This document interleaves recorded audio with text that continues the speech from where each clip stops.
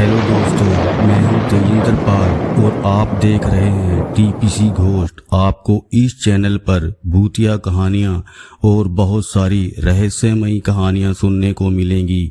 अगर आप भी ऐसी कहानियां सुनना पसंद करते हैं तो कृपया हमारे इस चैनल को अभी सब्सक्राइब कीजिए।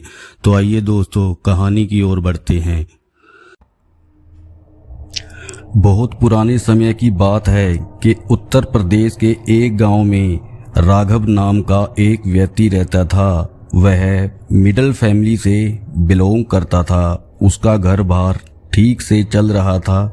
उसमें सबसे बड़ी एक ही कमी थी कि वह छोटी छोटी बातों पर किसी के साथ भी झगड़ा कर लिया करता था और लोग उसे लाकू भी कहते थे।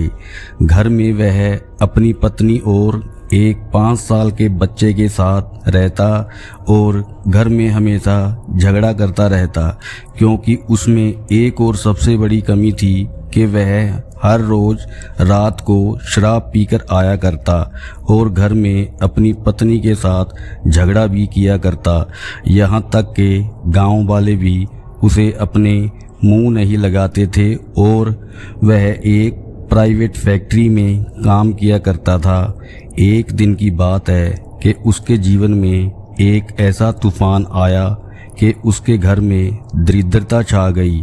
यह देख लोग उसे छेड़ा करते और उसका मजाक भी किया करते थे, लेकिन राघव को यह सब पसंद नहीं था कि लोग उसकी बुराई क्यों करते हैं, क्यों उसे छेड़ते हैं, क्यों उसको अपमानित करते हैं, क्यों उसको नीचा दिखाते हैं। एक बार वह काम से जब वापस आ रहा था तो वह एक तांत्रिक के पास गया और समय कुछ शाम के 8 बजे का होगा और वह तांत्रिक शमशान घाट में ही रहता था और तंत्र मंत्र भी करता रहता था। उस तांत्रिक के पास बहुत ज़्यादा बुरी शक्तियाँ और अच्छी शक्तियाँ भी थी।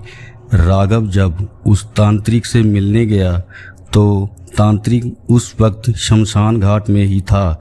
जब तांत्रिक उस समय अपनी तंत्र विद्या या पूजा पाठ कह लो जो भी हो उसे कर रहा था और राघव जब उसके पास पहुंचा तो वहां राघव जोर जोर से रोने लगा और अपनी सभी समस्याएं बताई कि मैं बिल्कुल कंगाल हो चुका हूं और गांव के लोग भी मुझे चिढ़ाते रहते हैं, मुझे अपमानित करते हैं। मैं उन सबको सबक सिखाना चाहता हूं और बोला कि मुझे भी तंत्र मंत्र सिखाइए ताकि मैं अपनी तंत्र मंत्र की विद्या के जरिए गांव वालों से बदला ले सकूं और कुछ धन की प्राप्ति भी कर सकूं।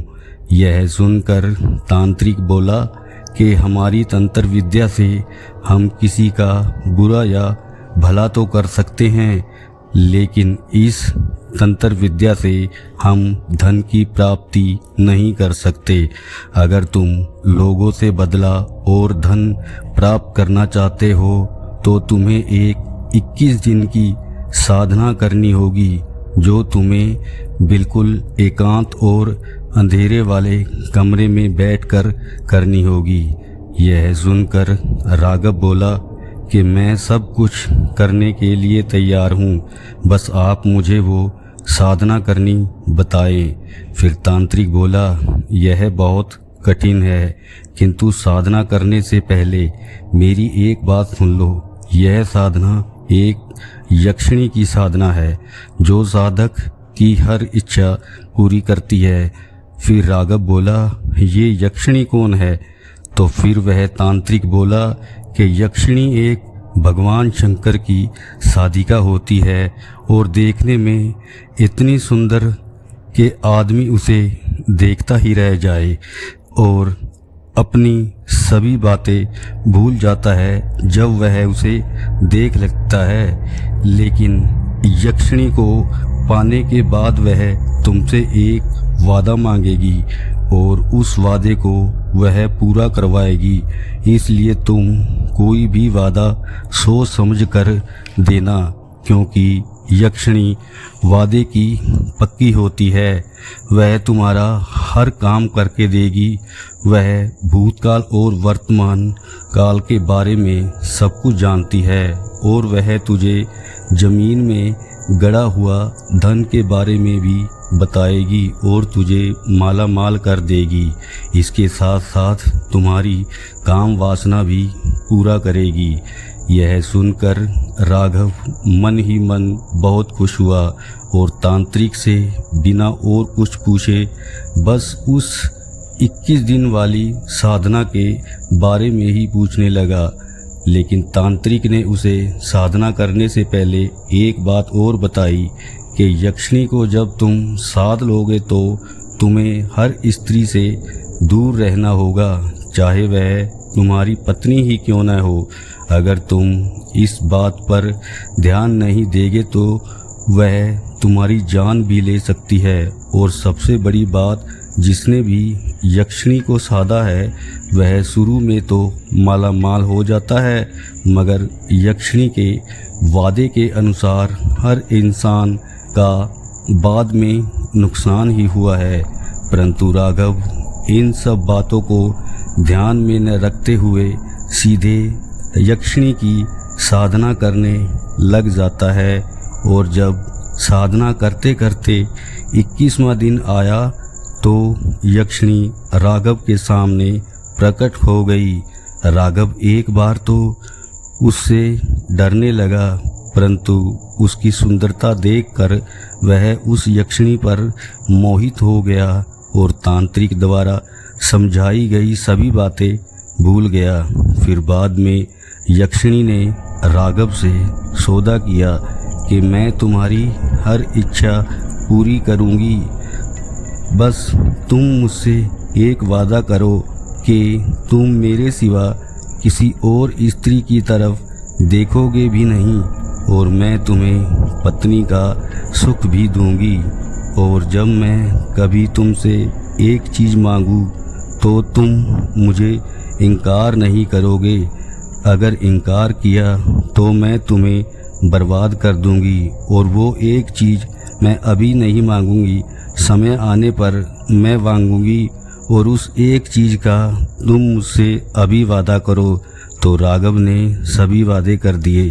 फिर राघव ने बिना सोचे समझे उसे वादे कर तो दिए और यह भी नहीं सोचा कि तांत्रिक ने मुझसे क्या कहा था। फिर एक दिन बीतते गए, कुछ दिन और बीते और राघव बहुत ही धनवान हो गया।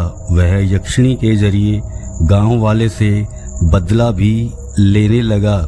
गांव वालों को उस पर कोई शक भी नहीं हुआ, क्योंकि सारा काम यक्षिणी ही करती थी और यक्षिणी बहुत तेज दिमाग वाली होती है। वह राघव की काम वासना को भी पूरा करती रही। राघव बहुत खुश रहने लगा। कुछ समय पश्चात राघव के मन में एक सवाल उठा जो उसने यक्षिणी से किया कि तुम अपना असली रूप दिखा सकती हो। यह सुनकर यक्षिणी जोर जोर से हंसने लगी और बोली, जो तुमने मुझे वादा किया था कि मैं तुम्हारी हर एक बात मानूंगा और इनकार नहीं करूंगा, लगता है आज वो समय आ गया। और यह कहने के बाद उस यक्षिणी का असली रूप राघव के सामने आ गया। वो असली रूप देखकर राघव के रोंगटे खड़े हो गए और उससे पीछा छुड़ाने की कोशिश करने लगा, क्योंकि यक्षिणी का असली रूप एक बहुत ही भयानक चेहरा था जो एक चुड़ैल की तरह लग रहा था। और उसे देख राघव डर गया और उससे दूर भाग गया। राघव जब वहाँ से भागकर कहीं दूर चला गया तो उसे हर जगह वही भयानक चेहरा नज़र आता रहा और वह उससे एक ही बात कहती कि मैंने तुम्हारी हर इच्छा पूरी की, यहाँ तक कि मैंने तुम्हें तन मन धन भी दिया और तुम्हारी हर आज्ञा मानी। अब मेरी बारी है, मेरा वो एक वादा पूरा करो जो मैं अब तुमसे मांगूंगी। अब तुम मुझसे अपना वही वादा पूरा करोगे, वरना तुम्हारा इंजाम बहुत बुरा होगा, मौत भी पक्की होगी। यह सुनकर राघव तांत्रिक को मिलने के लिए उसी शमशान घाट की तरफ भागा और किस्मत खराब कि उस समय तांत्रिक वहाँ नहीं था। फिर यक्षिणी भी इसके पीछे पीछे वहीं शमशान घाट में आ गई। राघव ज़ोर ज़ोर से चिल्लाकर मदद मांगने लगा, लेकिन वहाँ कोई नहीं था।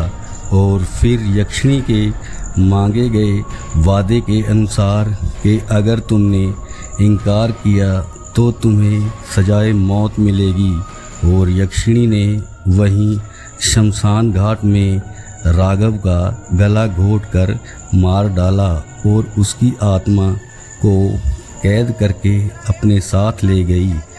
इस प्रकार इसी शमशान घाट से राघव ने यक्षिणी को तांत्रिक के जरिए साधना करके प्राप्त किया, और इसी शमशान घाट में उस राघव की मौत यक्षिणी के हाथों हो गई।